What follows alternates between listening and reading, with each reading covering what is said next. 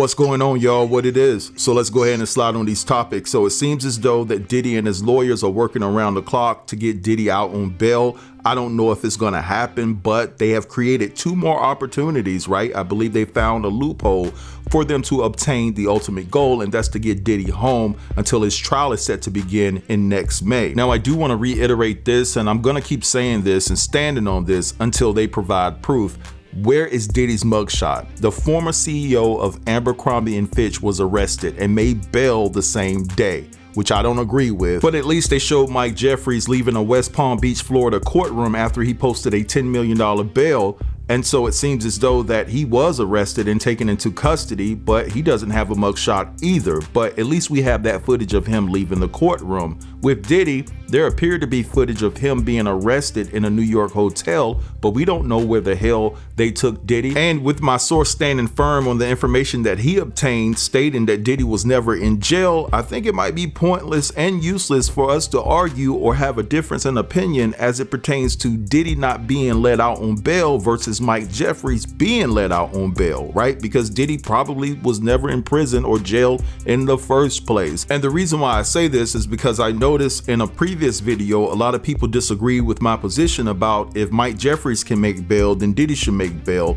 And a lot of people pointed out the fact that Diddy has a history of intimidating his witnesses and just terrorizing people in general. And I do understand that dynamic, but I just can't get past the things that Diddy offered up if he were to make bail, like putting up the $50 million, giving up his passport, selling his plane, selling his homes, agreeing to be monitored 24/7 and things like that. And it just seems as though if it ain't because he's a brother for being the reason why he hadn't made bail yet, then he must have some incriminating and vital information on top level execs and also high ranking officials that are responsible for seeing the day-to-day operations of the United States of America. I'm just going to keep it all the way real, because if you're going to let Mike Jeffries out, that gives him an opportunity to intimidate his witnesses too and potentially bribe them with money, because you know Mike Jeffries, 80-year-old tell, do not want to go sit in nobody's prison, right? So he has an opportunity to try to get his case worked through before it even goes to trial. And then he gets let off ultimately at the end of the day. And let's not forget, it gives Mike a chance to flee because he wasn't given any type of restrictions on traveling. But anyway, we're also going to talk about the fact that Jamie Foxx was approached at the gas station about what he actually said as it pertains to Diddy being responsible for poisoning him. And it seems as though that particular question shook Jamie to his core, to the point where he couldn't even get gas. It seems as though to me that Jamie has been traumatized. I'm telling you right now, I mean, he just got the hell out of Dodge. He was so uncomfortable with that question. He did not confirm or deny if it was true, so that says a lot as well too. And then also there's this audio that's going around that's supposed to be Diddy talking from jail, right? He's talking to his son from jail. And a lot of people are saying that this is Diddy talking to his son, but we're going to also discuss that too. So I'm going to play you a few clips as it pertains to everything that I just talked about, right? And then I'm going to come back and give you guys my assessment. So sit tight and I'll be back. Diddy is getting another attempt to make bail. Diddy and his lawyers have still been working to get bail, and not only does he have one more chance to get bail, he actually has two. Diddy filed an appeal on his bail being denied in the Second Circuit Court of Appeals. But then Diddy asked to put this appeal on hold in the Second Circuit, which they granted yesterday, because Diddy, now that he has a new judge in his case, is going to try to get bail once again. This is where I'm saying he has not only one more chance to get bail, he technically has two.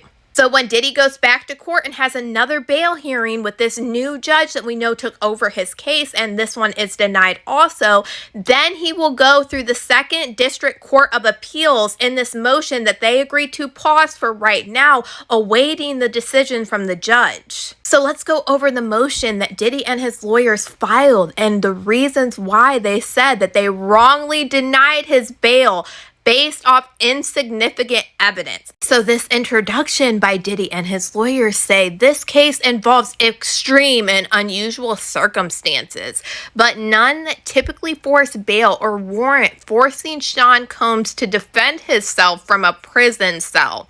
What is extreme and unusual about the case is Mr. Combs was detained immediately after he was charged, even though he has been in the spotlight his entire life, with many of his purported antics and episodes being widely reported in the press and known to law enforcement authorities. The district court denied Mr. Combs bail because they said they had concerns that he would obstruct justice and intimidate witnesses. The government's arguments about the risks of obstruction were based on speculation, resting mainly on untested allegations about communications with a witness in civil cases and communications initiated by a supposed witness and not Mr. Combs. The government even claimed his public denial of a former girlfriend's allegations in a civil lawsuit was attempts to obstruct justice. In this appeal, they're saying that the government did this without any fact-finding or analysis, and they said that they committed a legal error by rejecting his bail. And they say that they believe that the evidence will show that the extent of activities in these freak off videos were all individuals who were voluntarily engaged in these acts.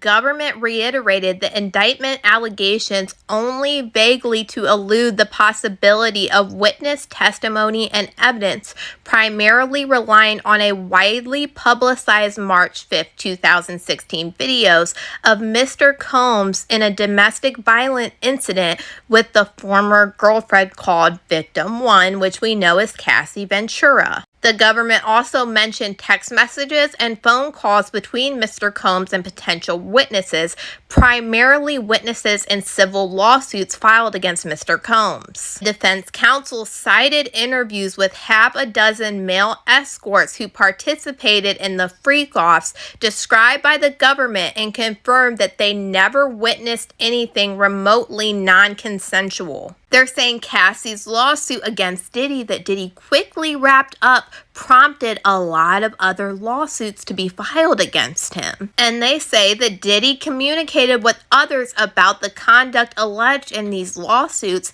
including individuals that the government now characterizes as victims. But at the time, he knew nothing of the investigation and was not engaging in any attempt to obstruct. Then they go on to talk about the other witness tampering allegations regarding a civil lawsuit filed against Diddy by Dawn Richard September 10th of 2024.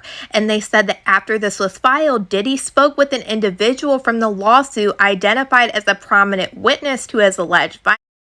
And the individual in question was very upset and publicly wanted to make a public statement. And this was Kalina Harper, who the feds say that Diddy allegedly called 200 times. They explained that the witness was represented by an attorney at the time of the communications and could be an important defense witness with whom the defense will likely continue speaking with. They're saying that Diddy had, with counsel blessing, called potential defense witness to let them know that the counsel would reach out to speak with them. And I really wish we knew what this part said. Notably, search warrant affidavits disclosed to this defense on October 7th confirm blankety blank blank blank. But during its proffer to the court, the government concealed this fact, which completely undermines its claim that the timing of the contacts with this witness, September 2024, suggests obstruction. The government vaguely described contacts with 2 grand jury witnesses and its preferred evidence of any threats or intimidation. The government could only state that there were 14 contacts between Diddy and 1 witness and another witness who was contacted multiple times. One of the witnesses contacted Mr. Combs, not the other way around, and she reached out to Mr. Combs and told him, I'm a grand jury witness. After Diddy informed his defense counsel, he was instructed not to contact the witness anymore, and he didn't. This is everything that Diddy is using for an appeal that is currently on hold at the Second Circuit District Court of Appeals until he has a new trial for his bail. And then if that gets denied, then this will continue to go through and the Second Circuit Court of Appeals will make their decision if Diddy gets bail. Not only does Diddy have one more chance to get bail, he technically has two more chances to get bail. But what do y'all think? Do you guys think that Diddy's gonna get bail? Let me know what y'all think in the comments. The paparazzi finally caught up with Jamie Foxx and asked him about Diddy and the situation about him getting hospitalized, and if Diddy had anything to do with it by poisoning him. And this is what he had to say. Hey, I have a question for you about this whole P. Diddy thing. About the rumors that are just online are just crazy. I wonder if you could just clear it up for the fans and... God bless you. Notice how Jamie Foxx doesn't say no, but also when he was going to fill up his car with gas, he just fumbles, completely forgets to fill it up with gas, and just leaves, and then says, God bless you. How are you feeling like? I'm feeling good, I'm feeling better. Is the poisoning rumors true or not? I know, it's kind of crazy, right?